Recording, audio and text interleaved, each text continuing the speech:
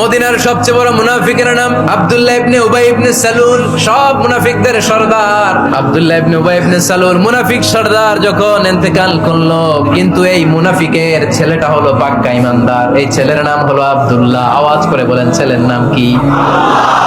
সাইয়েদনা আব্দুল্লাহ রাদিয়াল্লাহু তাআলা আনহু বিশ্বনবীর কাছে এসে চোখের পানি ছেড়ে ডেকে বলে, নবী আপনিও জানেন, আমিও জানি, মদিনার সবাই জানে আমার আব্বা মুনাফিকদের সর্দার, কিন্তু আমার মন তো মানে না, আমার তো পিতা। নবী আপনার দরবারে কিছু আমি চাই না, আপনার গায়ের একটা জামা দেন, আপনার জামাটা পরিয়ে আমার বাবারে দাফন দিব।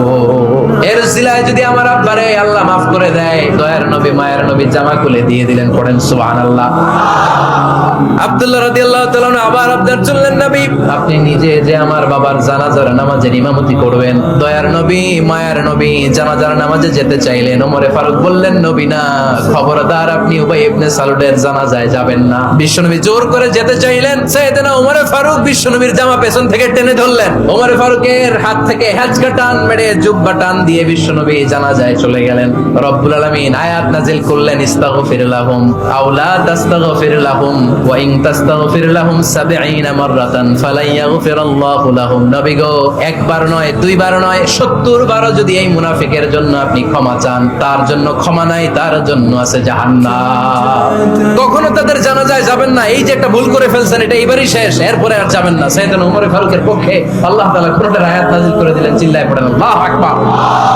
এভাবে ২২টা জায়গায় ওমর ফারুক যা বলেছে, এটা নিয়ে একটা আলাদা আলোচনা হইতো যে ২২টা আয়াতে আল্লাহ তাআলা বিশ্বনবীর পক্ষে কোরআনের আয়াত নাযিল না করে সাইয়েদনা ওমর ফারুকের পক্ষে আয়াত নাযিল করেছেন। চিল্লায় পড়েন সুবহানাল্লাহ। ওই ওমর ফারুককে আমাদের মডেল বানানোর দরকার আছে না নাই? ওই ওমর ফারুকের জীবনী আমাদের ছেলে মেয়েদেরকে পড়ানোর দরকার আছে না নাই? আমাদের ভবিষ্যৎ প্রজন্ম এগুলো জানে না। ওরা সালমান খান দেখে বড় হয়, ওরা শাহরুখ খান দেখে বড় হয়, ওরা ঋত্বিক রোশনকে দেখে বড় হয়। ওরা মনে করে যে এরাই বড় সুপার হিরো। আমাদের যে কত বড় সুপার হিরো আছে এরা জানেই না। নতুন প্রজন্মের কর্ণকোহরে সাইয়েদনা ওমর ফারুকের ইতিহাস পৌঁছে দেওয়ার দরকার আছে না নাই?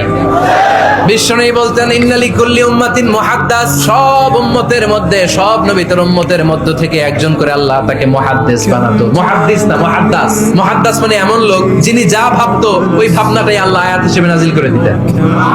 বিশ্বনবী বলেন, আমার উম্মতের মধ্যে মুহাদ্দাস হচ্ছে সাইয়েদনা ওমর।